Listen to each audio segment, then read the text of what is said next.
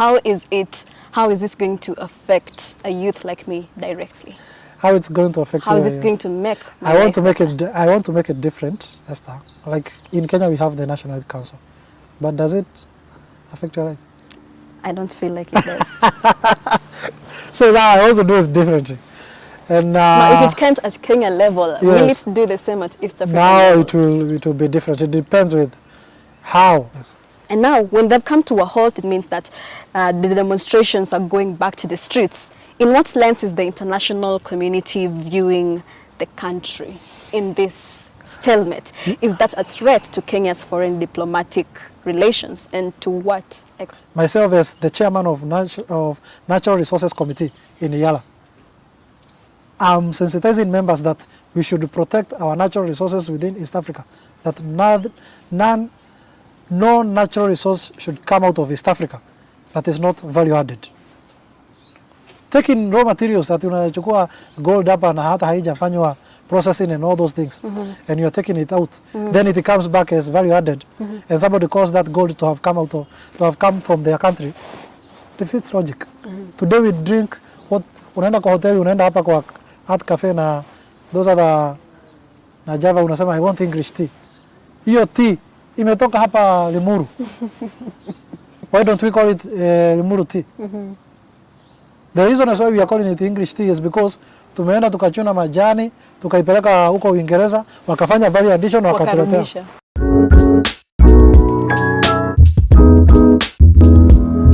It is another exciting time here at Kenya Explained with me, Esther Nyonje, and we are very happy to see you, our loyal viewers and supporters. Thank you for supporting us this far, and keep on subscribing to this YouTube channel.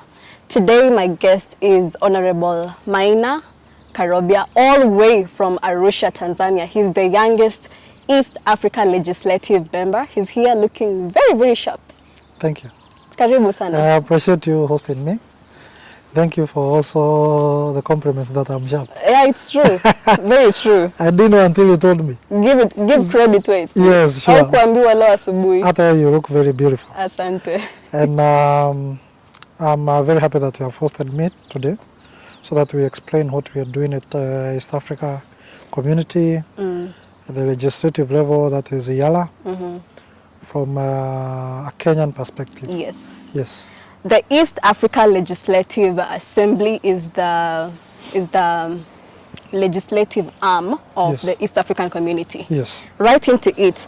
Honorable Maina Karobia is a politics and international relations policy advisor, and also the executive director of Center for Africa Relations and Development. Yes. Yes. So we'll start from this point, and I feel your point of view is going to be on an international relations analysis level.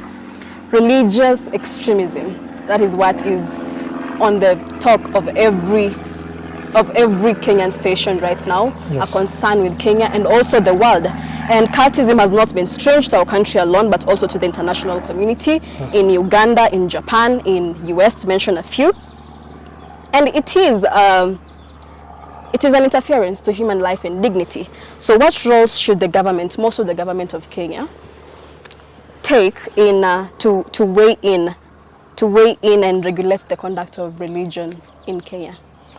First of all, I want to say that we need to look at the root cause of what makes people to go or find solace in religion, that in religion itself, whether it is good or bad.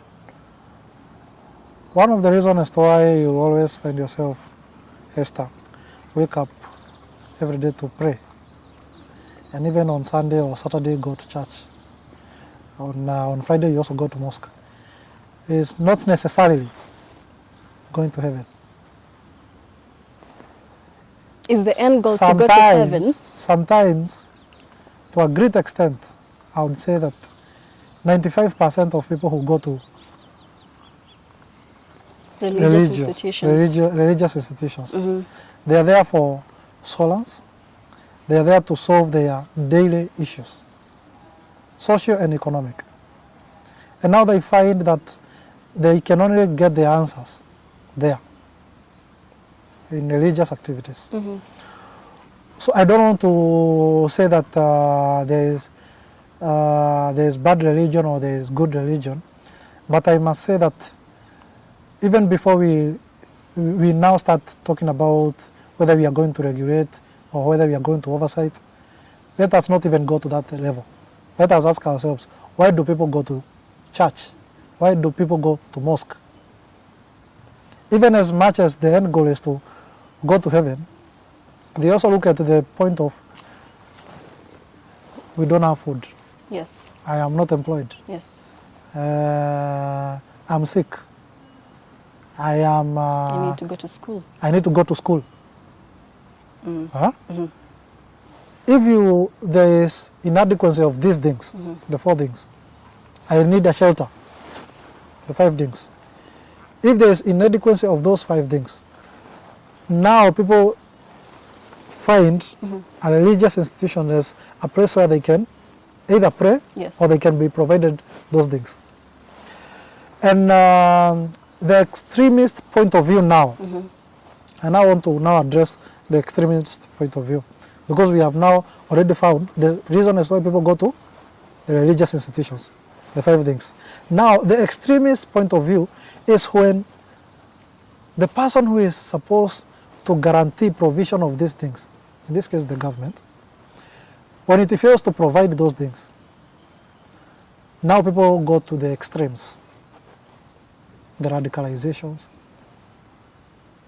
They go to the extremes of using religion to terrorize other people.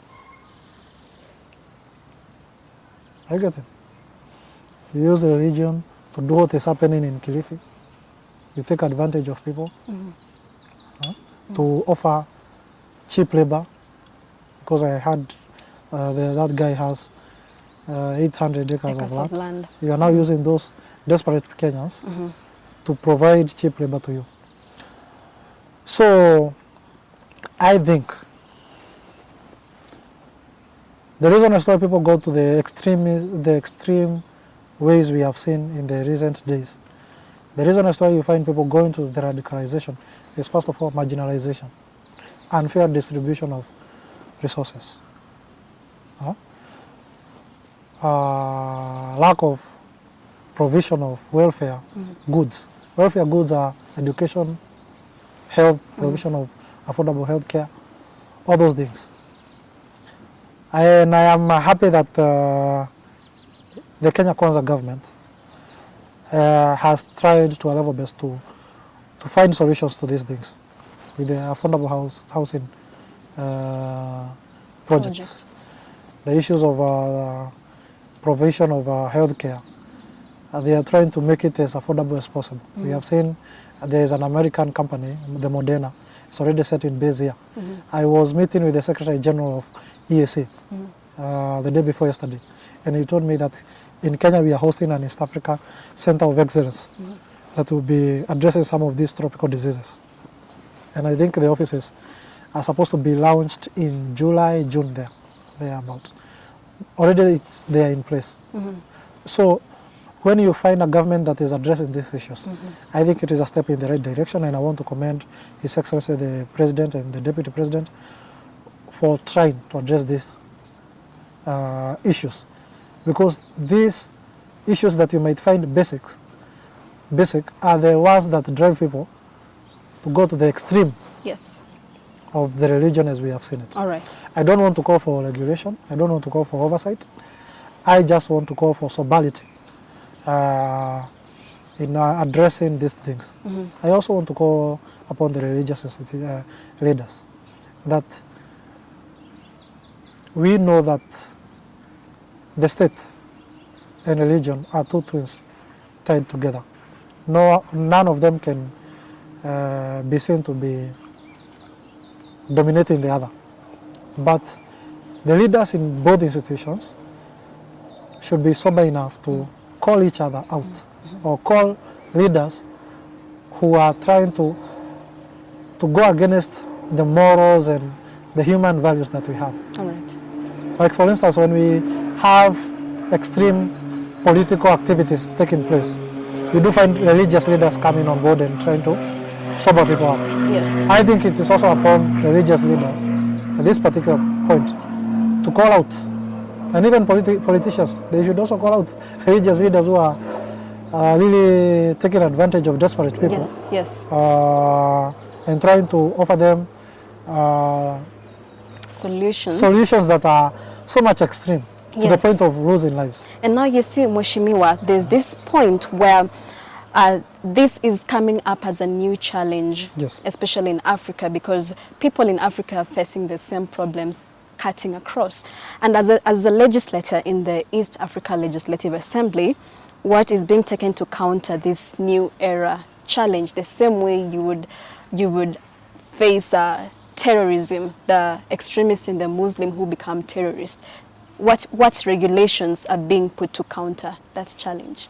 Let me first of all say that EALA is the legislative arm of the EAC, of the East EAC. African Community. And it is formed under Article 9 of the establishment of East African Community that came into force in July 2000. So we have been in place for that long.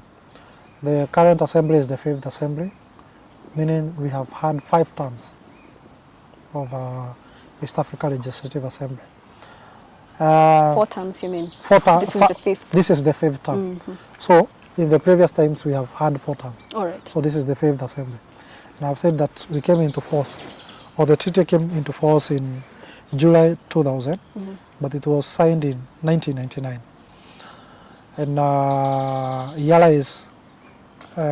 is given power through Article 9 of the establishment of East Africa Community. With that background, I want to say that there are various laws that have been made, various proposals in regards to the social services. I met the director of social services also the day before yesterday. We met with various members of the secretariat led by the SG, and we were discussing more on the youth. I didn't want to discuss the religious point of it, because really it is not an East African issue, but then it is, if it is happening in one partner state, it affects everyone, right? Yes. But what we were discussing was majorly on the youth. And if you realize, some of the people who are used in extremist activities are the young people. And I'm supposed to come up with the programs that are going to help young people be used productively or be involved productively in the integration process of the community. And Esther, I can tell you that we are in the right track. All right. I'm putting in place a bill called the East Africa Youth Council. Yes. And the last time we discussed with you, I think at Siasa Place. Yes, at Siasa Place, I said that at length, that we need to have a governance body or agency that will be helping in terms of mobilizing youth in the productive sector, both in the socio, economic and the political sectors of the community. In terms of religion, I think it is in how we are going to govern and conduct ourselves in the religious activities. I think this challenge provides a good opportunity for us to look ourselves into the eye and see how do we conduct or how do we govern our religious activities. That comes with coming up with registrations around do we look at religion from the point of Maina Karobia declaring himself to have been called to serve? Or do we look ourselves, or do I look at Maina Karobia from the point of he has gone to a theological class, taught about theology, or taught about African spirituality? I understand in University of Nairobi we have such a unit or such a course. Have you gone to school and been taught? We need to look at those things from this bill. And I think this is a good opportunity for us to look at ourselves and have a wide and broader conversation in regards to how we can go about in terms of registration. Right. Do we make it as broader in terms of we leave it to Esther to decide whether she can go into religion and say that you have been called, or do we subject Esther to a learning institution, like the way the Catholics do. You're subjected to teaching for a certain period of time. You graduate, you are indoctrinated, so that when you are going to preach and teach people, you are talking sense. All right. Very happy to hear that you are committed to promoting youth advancement in governance spaces. And the East Africa Youth Council, you said? Yes. How is this going to affect a youth like me directly? How it's going to affect How you? is it going to make my I want to life make better? I want to make it different, Esther. Like in Kenya, we have the National Youth Council, but does it affect your life? I don't feel like it does. So now I want to do it differently. And Now, if it can't at Kenya level, will it do the same at East Africa now level? it will be different. It depends with how the structures, the responsibilities. Huh? How have you empowered it? Yes. You know, the initial idea of National Youth Council, Kenyan National Youth Council, was that it will be this institution that will be mobilizing young people towards economic prosperity and involvement of, and it should be used as an incubator of the next generation of leaders.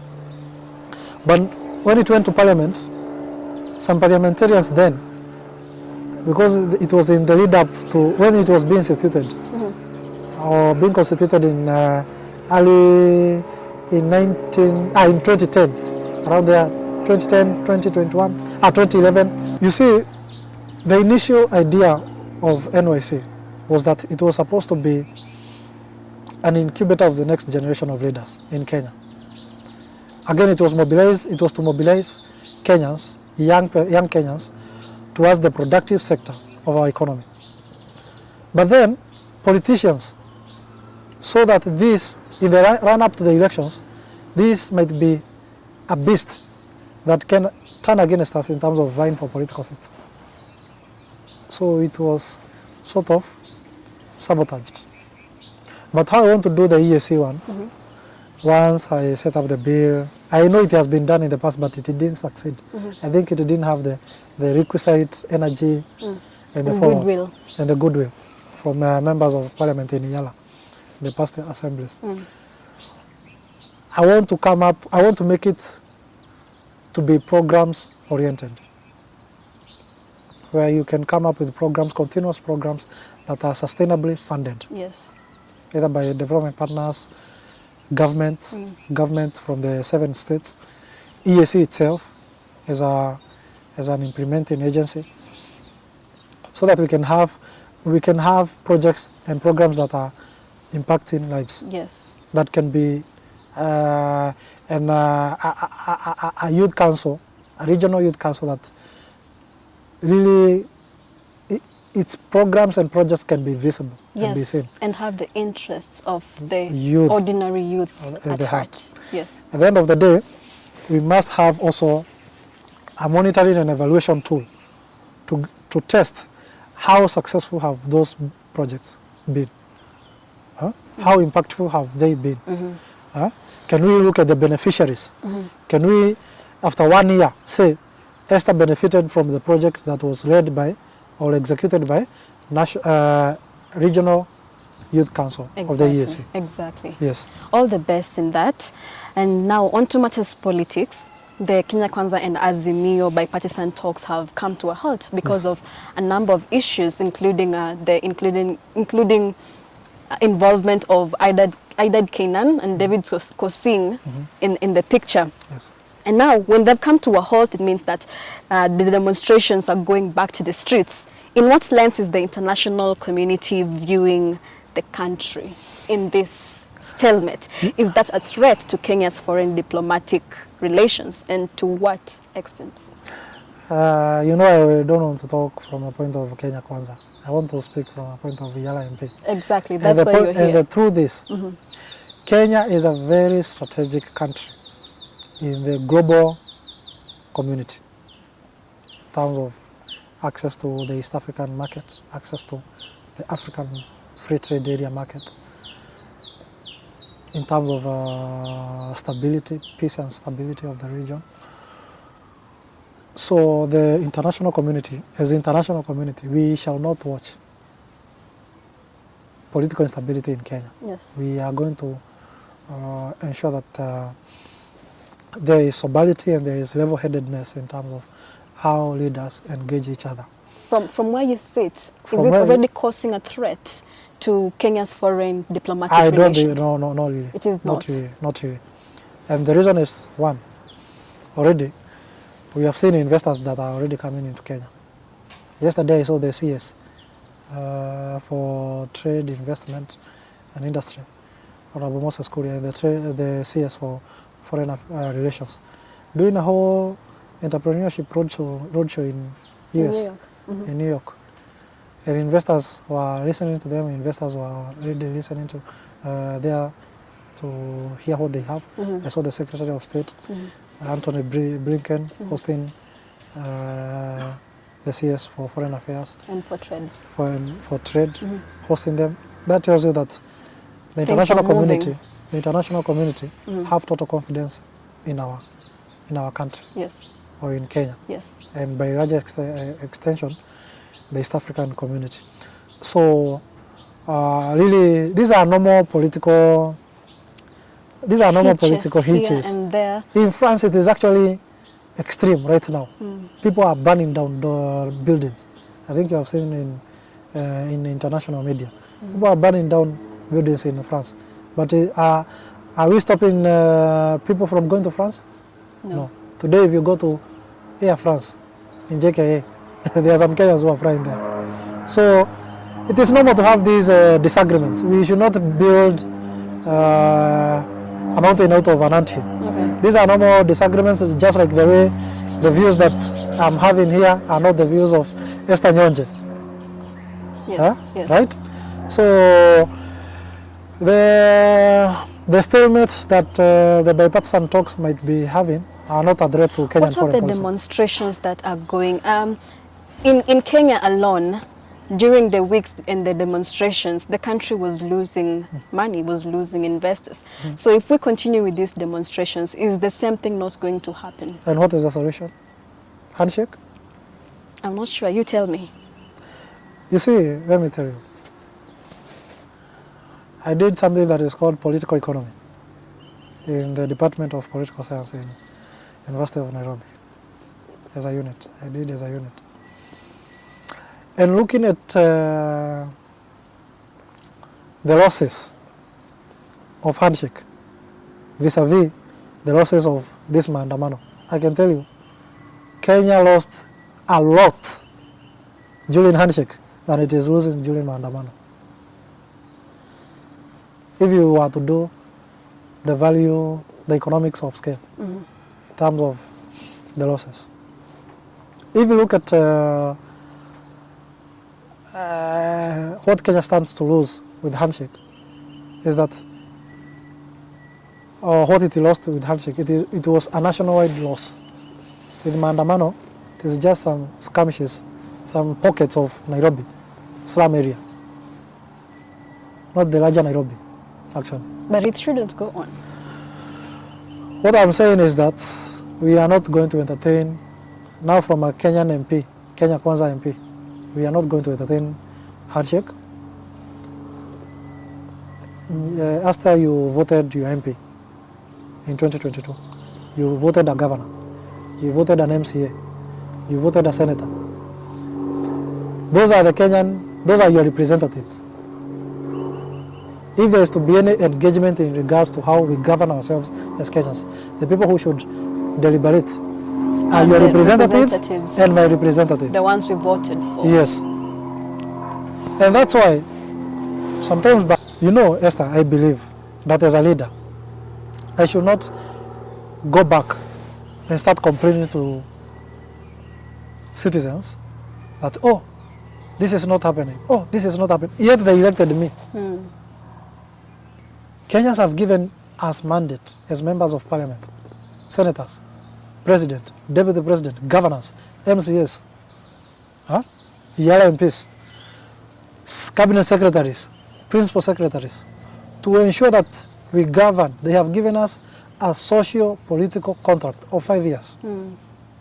They have surrendered their rights to us to govern this country. Whether you're in the opposition, whether you're in government. We should not go back to those very Kenyans who have given us socio-political rights and even economic rights and start complaining to them, oh, we have disagreed. Oh, so-and-so is not listening to us. You are leaders. Be mature, go to assembly, articulate your issues objectively. Raila Odinga stands a good chance to have his issues addressed through the bipartisan talks, opposed to the streets. In the streets, there are no solutions. Kenyans will just be looking at him and wondering, what is this guy saying? But in the assembly, National Assembly, in the Senate, the legislators will listen to him and say, indeed, these are valid points. We need to look at them. Yes. Of course, there are some things that he is saying that if you look objectively, as a leader, you look at them and say, okay, let's give him his due. Give him his due? Yes, but there are things, really, they require leadership. They require honest conversation. Like talking about servers. Esther, you and I know that elections were determined on the polling station. Not polling center, polling station. That is the most basic voting area in Kenya. Elections were declared there. Now when you say open servers, yet by a click of your phone you can access the servers or through the IBC portal. Which servers are you talking about? Unless you are saying that we provide bundles, 5G network in Kenya for everyone to access. That is what he should be pushing. Those are the servers. The servers are IBC portal. If IBC portal collapses, that's when he can say, oh, servers have been closed. But as of now, the servers are still open. And that is the honest conversation that should be taking place in the bipartisan talk. All right, ladies and gentlemen, wanasema mambo yamechemka. Keep subscribing to this YouTube channel, and as we continue with this conversation, in the same breath, you got into the EALA position with the driving force from your party leadership, Kenya Kwanza, and so did your counterpart Kanini Kega from Jubilee, who I'm also looking forward to host sometime because kuna mambo hapo tunaona. And now when you look at Jubilee and like your Kenya Kwanza got you to that place, political, it symbolizes the essence of political leadership. But now we witness wrangles in the same party politics that led the president to step in, the former president to step in yesterday, sorry. Now how do we ensure stability and strengthening of our political parties? Not just as when they are needed, but even during electioneering period, but even afterwards, because you are a testimony of the strength of a political party and the maybe what I can say is that I'm a member of UDA. UDA is so focused in delivering on its program that is called the plan. Political parties, the likes of the divergent opinions within Jubilee, we as UDA, we are just watching them. Because that's a party we left. Actually, they chased away, they forced our way out. So we went and formed our own political party. We are so much focused on ensuring as a political party, as UDA, we are building it to be a party that is going to deliver the plan and win the next government of 2027, because we believe in the power of the Kenyan vote. How other political parties govern themselves, we don't want to micromanage them. Okay. Just because we have executive power or government power. Let those political parties, we are letting those political parties self-govern themselves. And that's why we have, as a government, we have left the registrar of political parties and the political parties tribunal to determine the differences within Jubilee, so that we get to know who is the Secretary General, the substantive Secretary General, because as of now, here, It's a battle between Kioni and Kanini Kega. Kioni is suspended, Kanini is acting. So the Political Parties Tribunal and the Registrar of Political Parties, we have given them their mandate to settle that dispute. As UDA, we know our role, which is delivering the promise that we give Kenyans, so that in 2027 we will be voted in through a scorecard. 2022 we presented promises. 2027 we will be presenting a scorecard. And that's why you find every day the president and deputy president, they are so much working in regards to how do they bring back the economy where President Kibaki left it. Yesterday I saw some graphic illustration of how the public debt management crisis that we are in. President Kibaki left us at 1 trillion. President Uhuru left us at 8 trillion, 8 to 10 trillion. So you can imagine the kind of burden that President William Ruto has. And I can tell you, our work is not on how political parties are governing themselves. All right. That is the least of your concern. It is the least of our concern. Our priority as Kenya Kwanza is to deliver the manifesto of UDA and to ensure that UDA becomes strong. Right. And that's why you found, I think a month ago, we reconstituted our governance structure as a political party. We have a new Secretary General, a new chairman, a new vice chairman, a new treasurer. We are building our political party. We are not concerned about other political parties. Right. Because if like for instance, Esther, we moved from this house. Our house here is leaking. Our house is still not fully furnished as we would want it. And then we leave our house and go to start poking holes of how another house is leaking or is not well furnished. We are going to furnish that one, we leave our house and then we become squatters.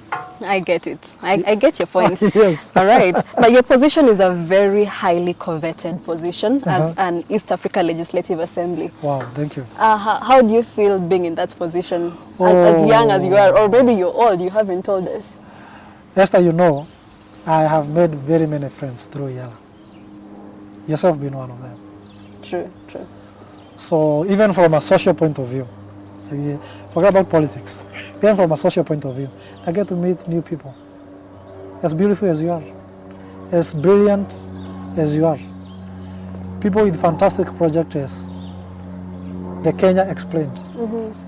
Every day I meet people with projects, people with programs, particularly young people.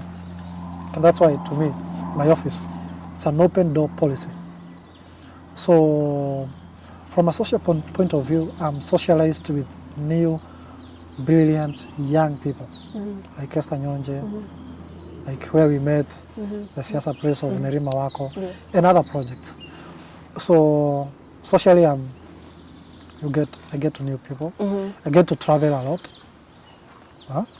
We are in 7 countries. Every other, like the day before yesterday I was in Tanzania. The other week I was in Uganda. The other week I was in Burundi. The other week I was in Rwanda. The other week I was in Uganda. The other week I was in Kenya. The other week I was in Tanzania. Like every week you are traveling. That is from a social point of view. Politically now, there are only 3 people. I think 3, if I'm not wrong. Only 3 people in Kenya, 4 people in Kenya who have a flag. Number 1. East African flag? No flag. Their vehicles have a flag. Okay. Number 1, the president. Number 2, the deputy president. Number 3, cabinet secretaries. Number 4, EALA MPs. Ah, okay. All right. How does that make you feel? So, politically, that visibility, we are the only 4 people who have government flag or an institutional flag in our vehicles. You also have the East African Community flag. Yeah, that's what I mean, that flag. Or the EAC flag. The EAC flag. Wow. Yes. All right. Now you see that With position. the diplomatic number Privileges and passports. privileges, yeah. I want to be like you when I grow up. Now you see, Hesh, that position, even may want to be there one day, you know? And it's a very competitive position, and people who are there or have been there are people who are maybe highly connected, you know? They have influential aides, and it's seen as a conduit for political aids or a conduit for political privileges. People tunajuana, you know, because we have big names there like Winnie Odinga, Kalonzo Musyoka has always been in EALA for the longest time, I know now. Now, what gave you a competitive edge over every other person to get into that position? Esther, I can tell you, my journey is very long. I don't think we can be able to settle it here. We can't finish it here. But my journey is very long. Maybe we'll have another show for Let me that. give you a summary of it. But we will have another day to delve into it. 5 years back then, I was campaigning for an MCA seat. Not as an aspirant, but as a supporter. As a supporter, yes. 2017. Okay. Mtu wangu hataka kupita nomination, so alianguka. That's in Murang'a. No, Kiambu. Okay. Me, I come from Kiambu. So, really, you can see the journey. I came from a supporter of an MCA to a member of parliament in 5 years' time. And even articles written about you, all of them note that you've been supporting the youth. Yes. So, this is what happened. In 2018, si uchaguzi ilikuwa 2017 August, hapo kukakuwa na repeat election hivyo. So 2018, just like Esther Nyonje started a show in January 2023. Yes. 2018, January, I started an organization called Youth and Governance. We hit the ground running. We set up youth leaders across the 47 counties. You started this on your own? Not on my own, as youth. As youth? Without any position. All right. Then I was elected as the national coordinator. Then there was leadership differences at the top between the Secretary General and the President of the organization. People saw my sobriety in leadership and my skills. They said, we are going to remove one of you, we put Karobia there. So the President was removed, I was put there and became the youth coordinator. I became not the coordinator, the president of the organization. The president. So from there, I mobilized young people. We did programs. We did programs across the country. From then, there was this handshake manenos. I did my own political arithmetics, and I also listened to various interested presidential aspirants of 2022. I was convinced by the manifesto of William Ruto and the ideas he was having in 2018, 2019, and thereabout. And I joined him.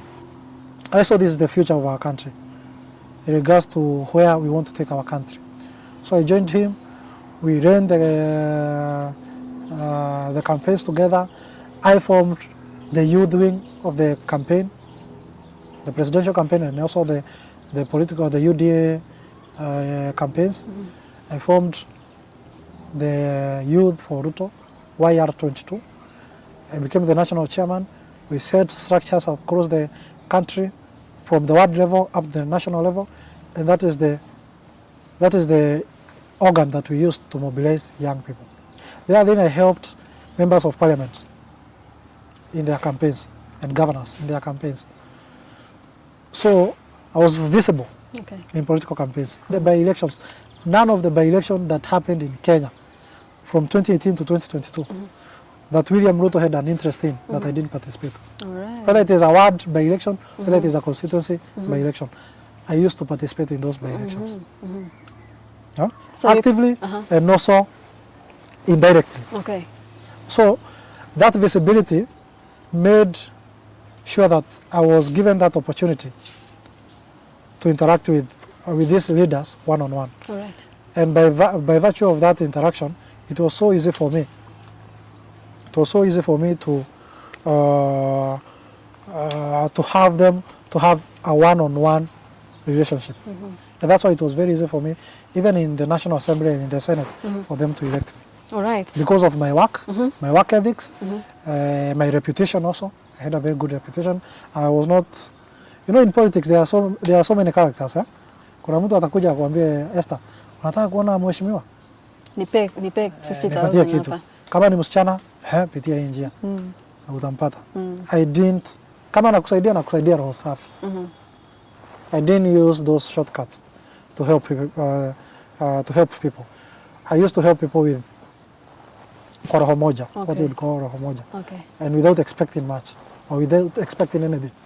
So out of that genuine integrity, those social values, those soft skills of interaction, I was able to win the hearts and minds of members of parliament and the senators, and I was elected to the EALA. And you managed to get support from Azimio supporters and Kenya Kwanza supporters also. Oh yes. Okay. I can't forget what my good friends in the minority side did to me. Yes.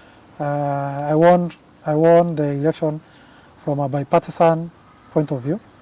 The Kenya Kwanza, particularly the women and the young MPs, and also the minority side. It's because I presented my candidature well. All right. If you realize, even when we are discussing this bipartisan discussion here, have you heard me become so extremist? No. No. I'm a bit measured. And sober. Sober and objective.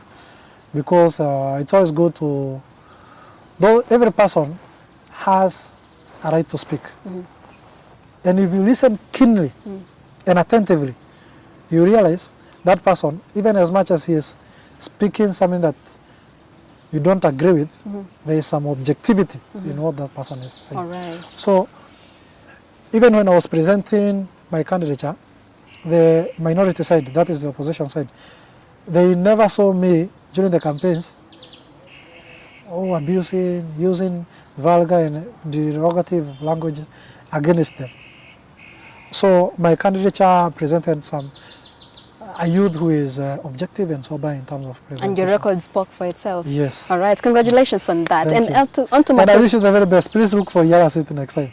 Well, I will. I should Yes, try. yes. Now that you're there, I'm also inspired. Yes. And to matters economics, with the EALA, how closer home is the realization of achieving an East African community common currency for trade development and opening up integration in the region? Oh yes,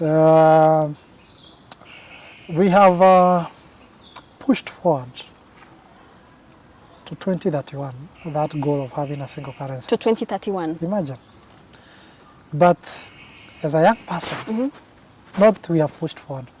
The last assembly and other officials pushed to 2021, to 2031. But as a young person, I think it is time that we looked ourselves directly in the eye, we had a sober conversation and asked ourselves, do we become competitive? Do we have a competitive edge when we go to the international stage alone, calling ourselves Kenyans, with an economy of 10 trillion? Or do we go as a front of East Africa community or East Africa Federation, in fact not community, East Africa Federation, with a population of 300 million people and almost that a trillion GDP. Do we look at when are we better advantaged?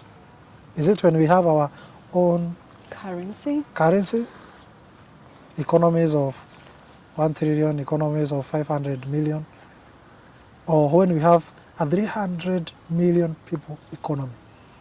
Definitely it's when we have as the federation. When we have a federation. Yes. So to that extent, we are going to have what you call the Monetary Institute, which is now going to mutate to become the central bank of East Africa. That is in 2031, you said? I don't think, the goal is 2031, but I think we can achieve it earlier. That, the most important thing is political goodwill. Because everything, if we have goodwill, we can achieve more. Okay. Esther, before I came here, I had the goodwill of this show. Esther, before you even decided to call me, you had the goodwill of Maina Karobia. Like you believed that this guy can be of value to my show. Yes. The same. If leaders within East Africa region can have goodwill to having a single currency, we can achieve it tomorrow. All right. We don't have to wait to 2031. All right. Don't look at, I don't think we need to look at Kenya is a very big economy, another country has a small economy. You don't have to look at those variables. Just look at how can we have, because we can have the same economy and we have the same currency, we have the same economy, we have a very big economy. The next minute, Kenya is disagreeing with another country somewhere and we are bombed. How do we get to the point of having that goodwill so that we push forward this agenda? How do you get it? Yes. Reduce the ego. Stop calling yourself a big economy and some other country is a small economy. Just have that mutual respect of each other. Just understand that there are some practices your country and my country can learn from each other. All right. All right. Huh? There are some bad practices. My country, even as it has a big economy, which are bad, and your country, whose economy is small, has good practices, and we can learn from each other. Yes. Was this a good idea to incorporate DRC Congo into the EAC? There can never be a better idea than that. EAC should be a wider family. We are looking at having Somalia on board, All right. Ethiopia on board, Sudan on board. Huh? This is vision? As recent as by 2027. All right. Yeah. That is By the way, very we have good. already sent a mission, a feasibility mission to Somalia. We are waiting for a report to be tabled in the Assembly for consideration. Very nice. Very, very nice. Very So because when we bring Somalia on board, we access the Red Sea, the Gulf region. When we bring DRC, we connect Indian Ocean and the Atlantic Ocean. You see? When we bring DRC on board, we are simply trying to access the West market, the West Africa market, the ECOWAS and the SADC and what have you market.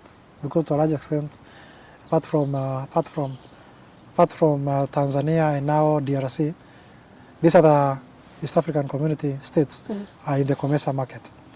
So when you bring these states like DRC on board, you are accessing even the SADC market. So it was a very good, it was strategic for us to bring DRC on board. DRC on its own accord is almost 150 people. Its own country. 150. 150. 150. Million. It is 1 million to 150 million people. Now counting even the diaspora people. Because you know, they are French-speaking countries, so there are some other French-speaking countries who are DRC. So unajua Congo wako pia huko Paris, na wengine hata wako hapa. So if you are to do the mathematics, they are 100 million people to 150. That's a population that you can't, when it is on your side, it is an advantage, than it is on the outside. A wider integration. Yes. All right. And there's the issue of infiltration on Kenyan markets by substandard goods, courtesy of our porous borders, e.g. Namanga and Malava border points. Is it an issue of priority to address at East African Legislative Assembly? Coming from? Infiltration of Kenya's market by substandard goods. From where? From our porous borders like Namanga and Malava. Those goods are coming from where? From Uganda. When you declare goods from those, Tanzania, when you declare sugar, those, cheap sugar. Skiza, when you declare those goods as, you have declared them as? as substandard. Substandard. They're of low quality, Can I tell you? but they're cheap. Can I tell you something? Sometimes those bureaucratic declarations are the ones that defeat the whole spirit of integration. One of the pillars of integration, of unity of East Africa, is what you call common market, common custom union. Those two pillars, common market, common custom union, where this dress I can go and sell it in Tanzania. Na hawa watu hawatasema hizi ni nguo zile za Wakenya. Wakenya ndo wanavaa hivi. But that's what's happening. You see, even with sugar, we need to defeat that mentality. Esther, we need to defeat that mentality. When you say that goods from another country should not come in, you know, as a country, as Kenyans, our business should be, let them bring raw materials, let us add value. Because money is not in raw materials. Money is in value-added goods or value-added products. So, me when I see sijui kumeletwa mayai, sijui kumeletwa maziwa, that doesn't concern me. Even alcohol. People go as way as... That doesn't concern me. What should concern me is, once they bring that milk, what do we do with it? All right. Do we make yogurt out of it? Do we make cheese out of it? Do we make value? Pesa iko kwa value addition. Pesa haiko kwa raw materials. And that's why myself as the chairman of Natural Resources Committee in EALA, I'm sensitizing members that we should protect our natural resources within East Africa, that no natural resource should come out of East Africa that is not value added. Taking raw materials that unachukua gold hapa na hata haijafanywa processing and all those things, and you're taking it out, then it comes back as value added, and somebody calls that gold to have come from their country, defeats logic. Today we drink what, unaenda kwa hoteli, unaenda hapa kwa Art Cafe na those are na Java, unasema I want English tea. Hiyo tea imetoka hapa Limuru.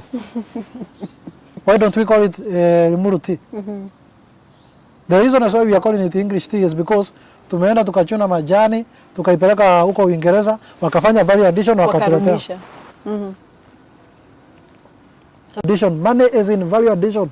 Money is not in raw materials. Hii simu,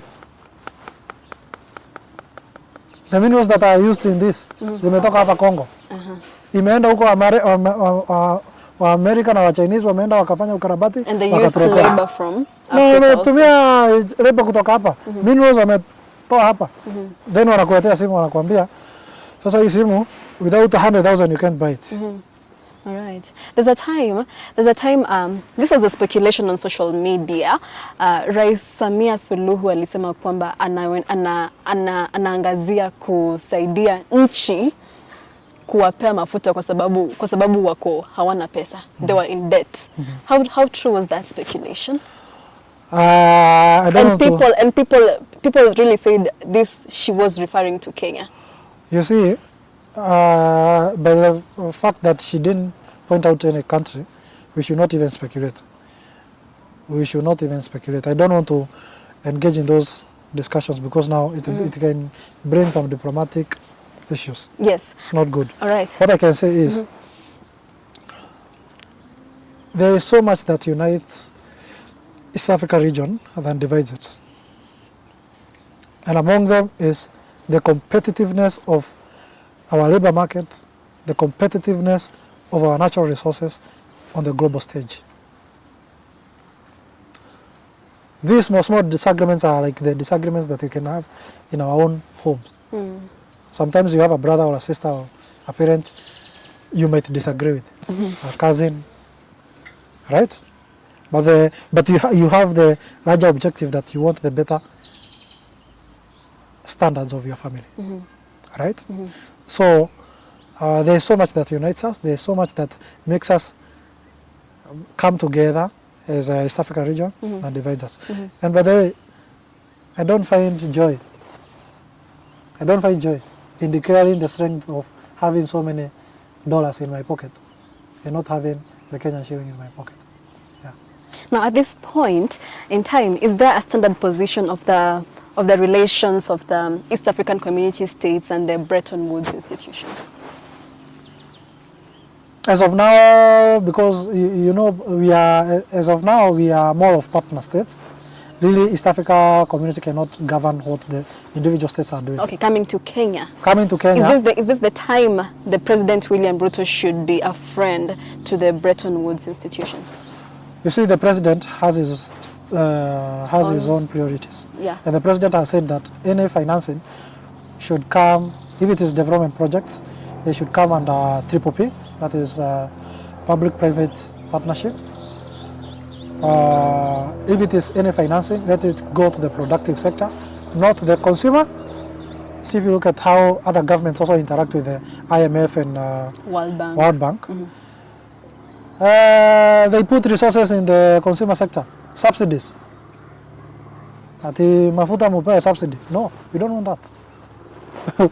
What we want is money to be put in the productive sector so that we reduce the prices. Cost of production. The cost of production. Mm-hmm. Huh? There's no need of coming to tell me to weke pesa kwa prices ya mahindi, kwa prices ya unga. No, instead you should tell me, wacha tuweke pesa kwa fertilizer. Wacha tuweke pesa kwa the seeds. Unaona? The production, the value chain. That's why you put money, not the end product. Because when you put money on the end product, you can only reduce the prices, but it does not have any significant change on the larger economic of scale. So that's why as a Kenya Kwanza administration, we are putting a lot of priority. Our relationship with the Bretton institutions is to put money in the productive sector. And we need to look at each other as partners, not as a debt servicing relationship. Yes, Yeah. yes. Thank you so much. And maybe there's a young person would be out there listening, and maybe they'll find your story inspiring. What word could you have to any young person who is out there chasing their dream and they say, I want to be where Honorable Maina Karobia is today? Or if it is being where I am, Yeah. please be active in a political party, identify a political party, be very active, be visible, engage in strategic things. Don't be engaged in non-essentials. Non-essentials is like going to the road, demonstrating, engaging in things that if you look at them, they don't influence any decision. Value addition, we say. Value addition. You see, Esther, mimi nilikuwa na standards zangu. And I think sikusema sana pale kwa wakati tulikuwa na kwa siasa press. But I had my own standards. There are some engagement, even you as a leader, you cannot engage me on. Nilikuwa nimejipatia ka standard kangu, nasema wewe ni kiongozi, mimi sina kazi, lakini kuna vitu huwezi niambia nifanye na nifanye. Because utaniambia nifanye hivi, kesho utaniambia nifanye kitu kingine ambayo mimi mwenyewe hainisaidii. So set your goal, draw your standards, na useme hapo ndo. If anybody is to engage you, let him or her engage you on those standards. Okay. So kama wewe you're in the communication sector and my brothers here, I can see them. Identify a political party, be active in the communication side of that. Like myself, I was a joint secretary in some communication team of a presidential campaign. You identify your niche, put your standards, your own standards. Usiweke standards na mtu, wewe mwenyewe jiweke standards. Useme kuna vitu zingine hauwezi jifanya, juu hazitakusaidia. Mimi kama mimi mwenyewe nilikuwa nimejiambia niko na degree. Kuna kazi ambayo mtu wa degree hawezi fanya nini? Hawezi fanya. So that tunaanza kupeana heshima. And so that hata mtu akikuaddress, anakuaddress based on that. Unajua kama umeenda shule, ufai kufanya kazi nyingine ambayo Unapewa heshima zako. Unapewa heshima zako. Lakini heshima ni wewe kwanza unajipea ndo mtu. Unajipea ndo mtu mwingine anakupatia. So that's what I would say if somebody wants to be where I am. But then it is the difference between me, a 28-year-old person, getting to that level, and interacting with somebody who was a former vice president of a country. You're in the same EALA. You're in the same assembly. Interacting with somebody who is advanced in age in terms of 50 to 70 years. We are seated in the same table. Wow. Because I set my standards, I set my goals, I mapped out my stakeholders and said, this is a stakeholder I can engage, this is a stakeholder I cannot engage because in one way or the other, kwa ile goal yenye nataka kwenda, sioni kama nikifanya calculation. Yes, ni mtu mkubwa sana lakini nikifanya calculation hakuna mahali interact anisaidia. Na hakuna hata mimi mahali yeye, mahali penye anataka kwenda hakuna mahali mimi nitamsaidia. So I put you aside. Unaona? So it is good you draw your goal, set your standards, map out your stakeholders, and you are going to achieve those goals. All right. Yeah. I think that is somebody who wants to go to where I am. Then there is somebody who wants to be successful. And irrespective of whichever field you want to be, either in business, either in social sector, music, talent, all those things. The goals are, the template is still the same. Set your standards, set your goal and draw your standards. But at the same time, it takes a lot of personal discipline. Huh? The kind of people you call your circle. Huh? Myself, let me say, there is somebody who said that if you want to go far, go with a team. But if you want to go fast, go alone. For my journey, I built a hybrid of that. Sometimes I would be alone, and sometimes I would be with a team. So at no particular time was I alone, so much. But at the same time, at no particular time was I having a squad working with it. Because sometimes you might be in a squad that drains you. That drains you. It suffocates you. You find people, their priorities change. Wewe ukidhani bado mko kwa ile squad, unakuta wengine wameamua kwenda hivi na wewe mlikuwa mnaenda hivi. Unaachwa kwa katikati ukiona mataa. So it's always good you get to understand. So do a hybrid of a squad and also sometimes you go alone. Yes. So that you're able to achieve your goals faster. At the same time I have said about personal discipline. Huh? Don't be in the comfort zone. Can you guess which profession I am? Yes. You're a teacher. I'm a teacher by profession. Ordinarily a teacher, ningekuwa nafunza sahi, ningekuwa na mark exams. I have a TSA number by the way. Wow. Ordinarily I should be teaching. But I came out of that comfort zone. Yes. Huh? I said I'm not going to teach. And now you're going to be an international relations expert. And now I'm going to be an international relations expert. I'm going to engage in politics. So I'm not saying people not to be their diverge.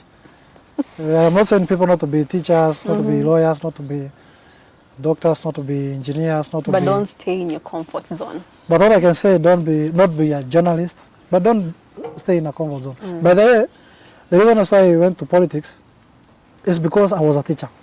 I went into the teaching profession. I saw that there are things that I need to change. But even my driving force today is labor related. I want to see the best for our teachers. I want to see the best for our doctors. I want to see the best for our engineers. I want to see the best for our lawyers and our nurses. So in fact, that is the reason why I'm in politics.